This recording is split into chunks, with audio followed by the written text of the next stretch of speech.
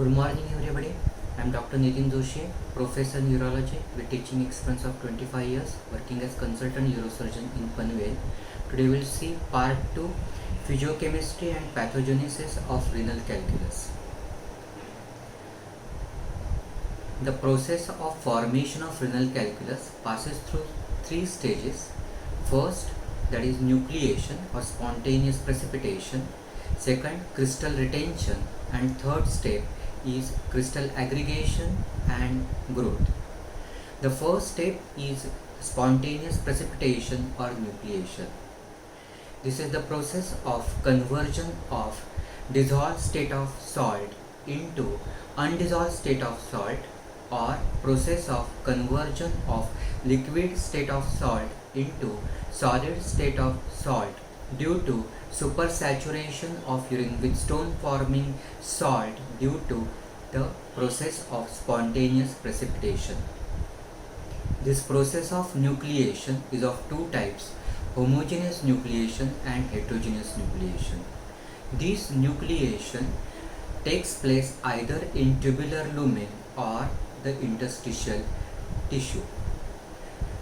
Now, the process of spontaneous precipitation due to supersaturation of salt forming substance takes place due to certain factors, and one, that is increased amount of excretion of stone forming salt. Second, the decreased volume of urine. Third, that is change in the pH of urine, which results into decreased solubility of stone forming substance. As in acidic pH there will be decreased solubility of calcium oxalate, uric acid, cysteine, while in alkaline pH there will be decreased solubility of calcium phosphate. Next factor is the presence of crystal promoters, and fifth factor, absence of crystal inhibitors or decreased level of crystal inhibitors, or there is a quantitative and qualitative defect. Quantitative defect, that is amount of the crystal poison or crystal inhibitor is insufficient, and qualitative means the structural abnormality in the crystal poison or the crystal inhibitor. In the metastable zone of the urine, there is a significant role of this crystal promoter and crystal poison. Now I'll see this concept of the crystal promoter and crystal poison or crystal inhibitor.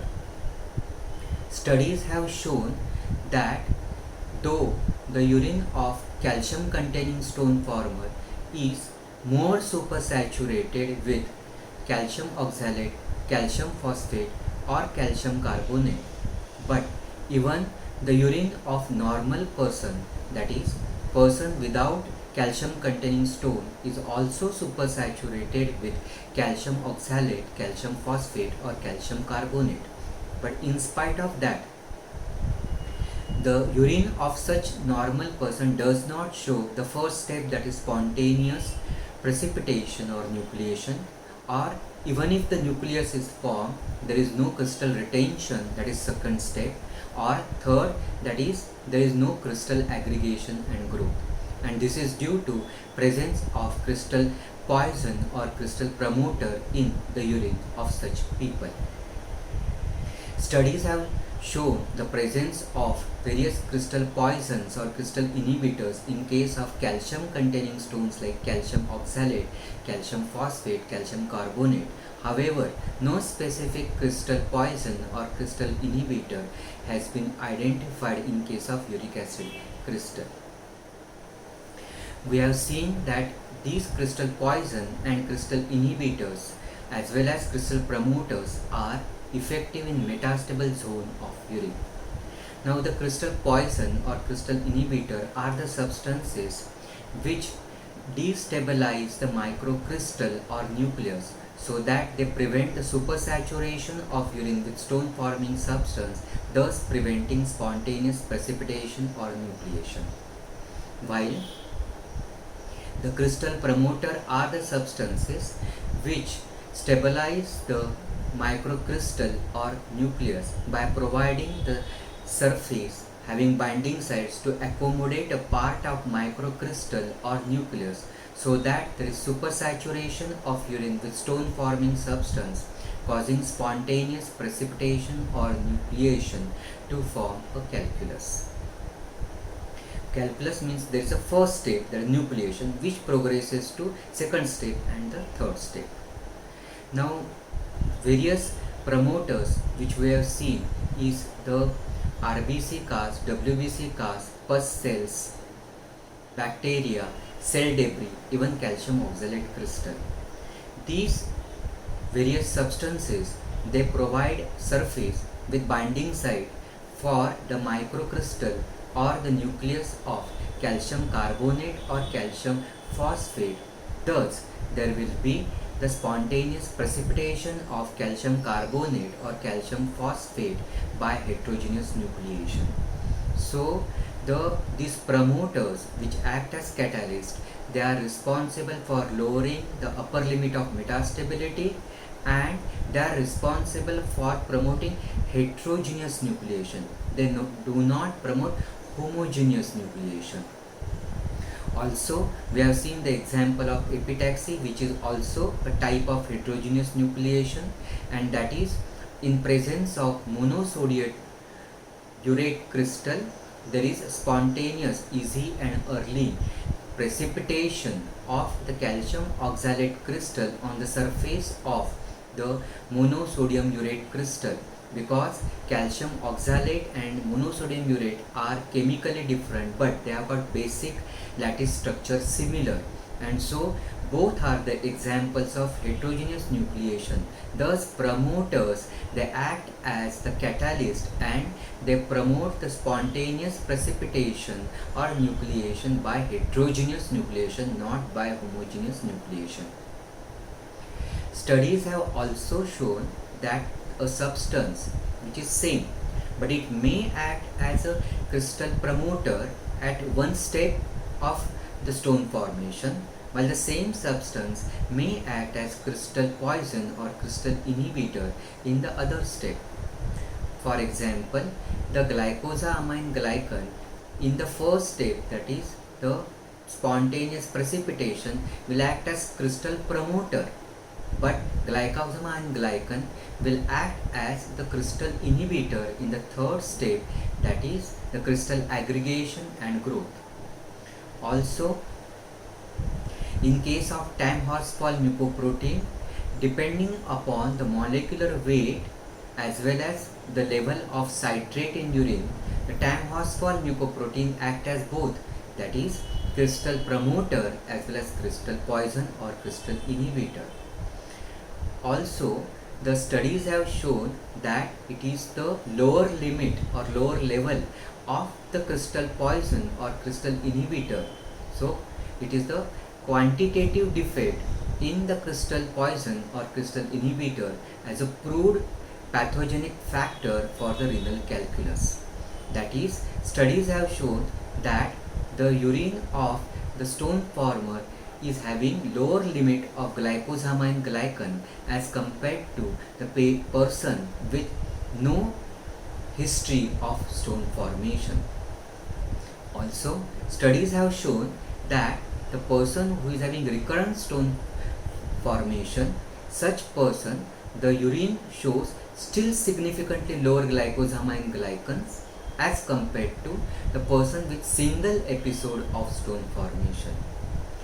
Also, not only it is the quantity, but studies have shown that there are certain structural changes in certain crystal poisons, because of which there will be the precipitation or nucleation or stone second step or third step, and such crystal poisons where because of their structural change or the qualitative change, qualitative defect, then there is a initiation of the different steps of stone formation.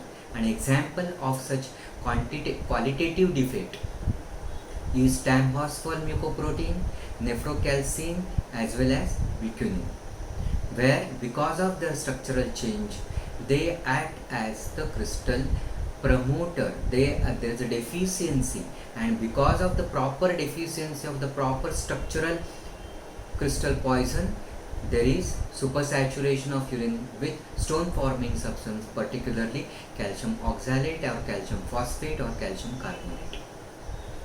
Extensive studies have shown different type of crystal poisons in urine, and they are citrate, pyrophosphate, magnesium, then glycosamine glycan, timphosphol mucoprotein, nephrocalcin, uropontine, biquinin, albumin, RNA fragment, DNA fragment, then F1 fragment of prothrombin.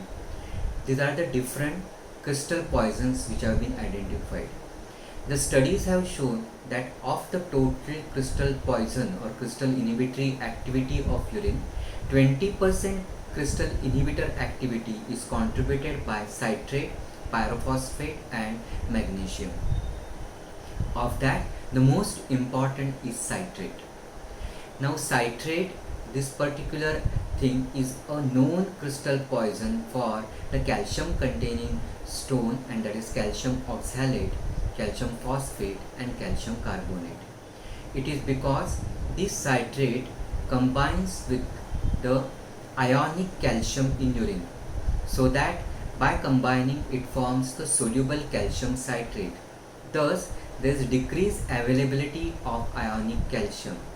Thus, because of decreased availability of ionic calcium, the combination or the concentration product of calcium with oxalate or calcium with carbonate or calcium with phosphate decrease. In short, the concentration product of calcium oxalate, calcium carbonate as well as calcium phosphate decrease, thus preventing the supersaturation of urine with calcium oxalate, calcium carbonate or calcium phosphate, thus preventing supersaturation of urine with calcium oxalate, calcium carbonate or calcium phosphate, which is the first step of stone formation, and that is the nucleation. It also inhibits the second step of the stone formation, and that is crystal retention, because citrate prevents the attachment of the crystal to the undersurface of lining epithelium. Also, in case of calcium oxalate stone, it inhibits epitaxy. Epitaxy is a type of heterogeneous nucleation where there are two crystals who are chemically different, but they have got basic similar lattice or framework structure. That is the calcium oxalate and the monosodium urate crystal. Here monosodium urate crystal and calcium oxalate are chemically different, but they have got the similar basic lattice structure, as a result of which second crystal, that is calcium oxalate, undergoes easy and early spontaneous nucleation or precipitation on the first crystal, that is monosodium urate crystal. This epitaxy of the calcium oxalate by monosodium urate is inhibited by citrate. Now this citrate level in the urine depends upon the acid-base balance of the body. In case of the acidic pH, there is decreased synthesis and hence secretion.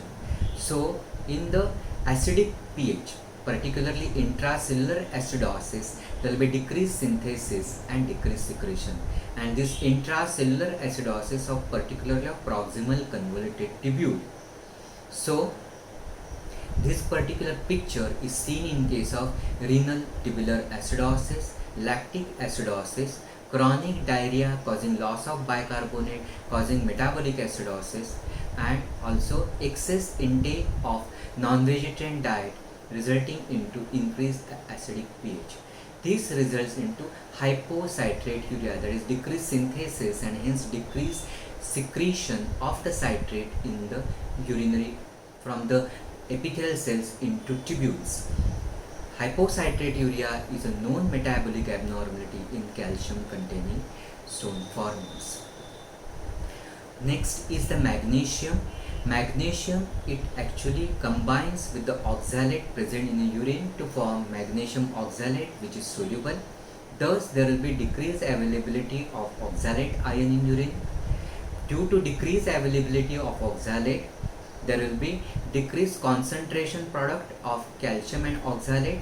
So the urine is not supersaturated with calcium oxalate, and thus preventing the first step of the stone formation, that is supersaturation of urine with calcium oxalate, and hence it acts as a crystal poison or inhibitor in case of calcium oxalate stone. Now, the most commonly protein found in urine in Tag-Horsfall mucoprotein, and it is expressed by the epithelial cells of the ascending limb of loop of Henle as well as distal converted tubule. The studies have shown the prominent inhibitor of the third state, that is crystal aggregation and crystal inhibitor of the calcium oxalate stone, is Tag-Horsfall mucoprotein, nephrocalcin and osteopontin. But studies have shown that the osteopontin is inhibitor of all the three steps, that is inhibitor of the nucleation, that is first step, inhibition of crystal retention, that is second step, as well as third step, that is crystal aggregation and crystal growth. While bucinin and nephrocalcin are responsible for inhibition of first step, that is the nucleation, and the third step, that is crystal aggregation and crystal growth for the calcium oxalate stone, which is the most common stone. Now, after nucleation, second step is the crystal retention. This crystal retention also takes place in the tubular lumen or interstitium. This takes place by two theories, and that is free particle theory and fixed particle theory.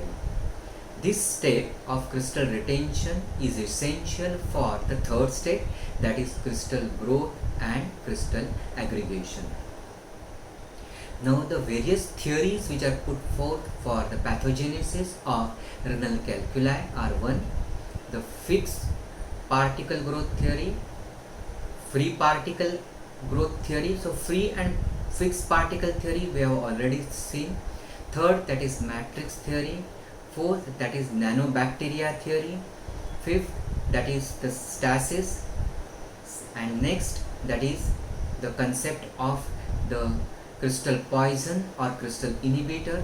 Next, that is the concept of crystal promoter. And the last, which is have got lot of acceptance in calcium oxalate stone, and that is the intravascular phenomena or vascular theory of Randolph's plaque.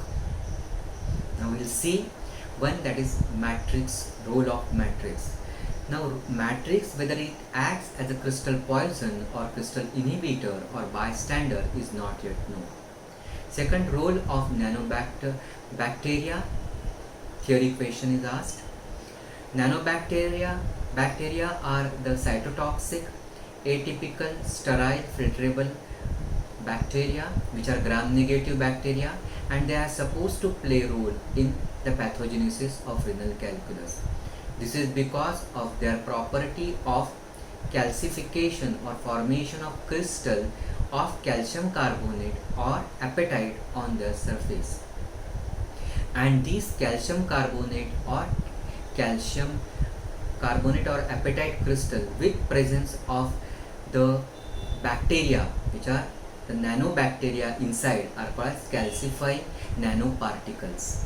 These nanobacteria are found in the bovine and human blood, while these calcifying nanoparticles have been discovered in the blood products and renal calculi. And these calcifying nanoparticles are responsible for initiation of spontaneous precipitation of calcium phosphate under unfavorable conditions. Now next comes is the role of stasis. Various congenital anatomical abnormalities of the kidney, like pelvic junction obstruction, caliceal diverticulum, polycystic kidney disease, horseshoe kidneys, they are prone for stasis. Because of the urinary stasis, it predisposes to infection and also delay in the transit time of the glomerular filtrate or urine. Because of delay in the transit time, there is increased time for the crystal growth, crystal retention and in stone formation. However, the sole role as the stasis Whether it can result into the renal calculus is questionable. This is because all these various conditions like medullary sponge kidney, pelvic junction, polycystic kidney, horseshoe kidney, they have shown that these kidney units are associated with even underlying various metabolic conditions which predispose for the stone formation. Now next, which is remaining theory which we have not seen and which is accepted in case of idiopathic calcium oxalate, which is the most common stone in the clinical practice, is the intravascular phenomenon or the vascular theory of Randolph's plaque. According to this theory, the renal calculus formation is intravascular phenomenon, and this intravascular phenomenon is in the vasa recta present in the part of inner medulla near the renal papilla. In case of this vascular injury to the vasa recta present near the renal papilla, it is followed by the repair mechanism by inflammation followed by the atheromatous reaction with subsequent calcification. This calcification which is present, it is deposited in the duct of Bellini present at the renal papilla, and it starts protruding, and protruding calcification act as a nidus for calculus formation. The Alexander Randolph examined more than 1000 units of the cadaveric renal papillae, and he found that there are whitish irregular lesions present at the renal papilla, which he coined the term as Randolph's plaque. The histological examination of this Randolph plaque or lesion showed that these deposits or the lesions are in the interstitial tissue rather than renal tubules, suggestive that the primary site of formation of the renal calculus is most likely interstitium rather than the renal tubules. The histological examination showed that these lesions are actually calcium phosphate salt, and the calcium phosphate salt is deposited at the basement membrane of thin loop of Henle. Studies have also shown that the basolateral aspect of the renal epithelial cells are more vulnerable to the toxic effect of oxalate rather than the luminal side of the renal tubular epithelial cells, suggestive again that the primary site of stone is interstitium rather than renal tubular lumen. Now this vascular phenomenon of Randolph's plaque has got wide acceptance in case of calcium oxalate, idiopathic calcium oxalate stone, and in the clinical practice this idiopathic calcium oxalate stone is the most common variety of the stone. This vascular theory of Randolph's plaque is supported by the three aspects of renal physiology.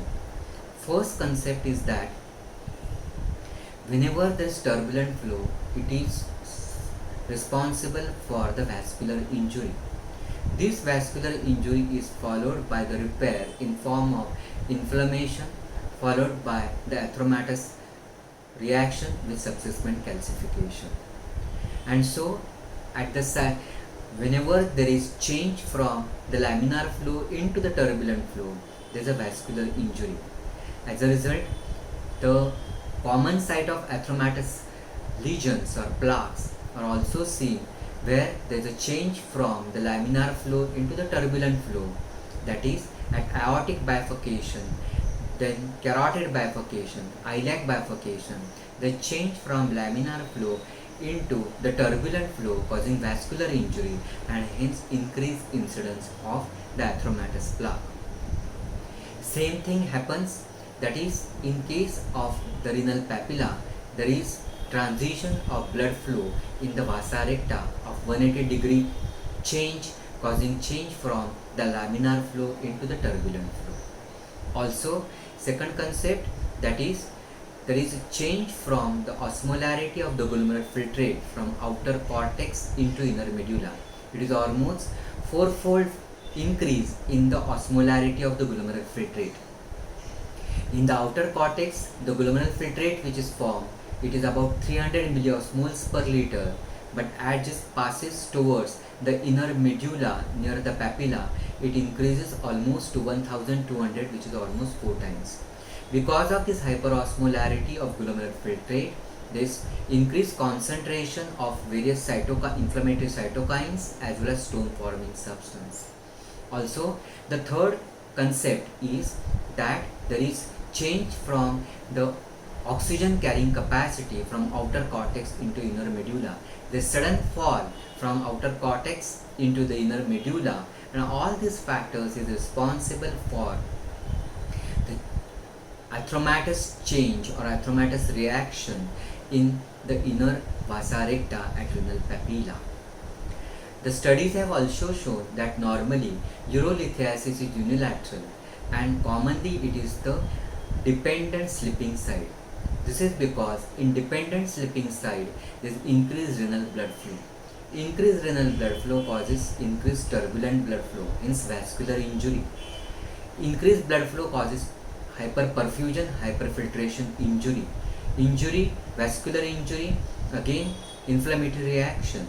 Increased blood flow, increased concentration of the inflammatory cytokines, increased level of the concentration of stone forming substance, turbulent flow, all this predispose into the increased incidence of stone formation in the slipping dependent side.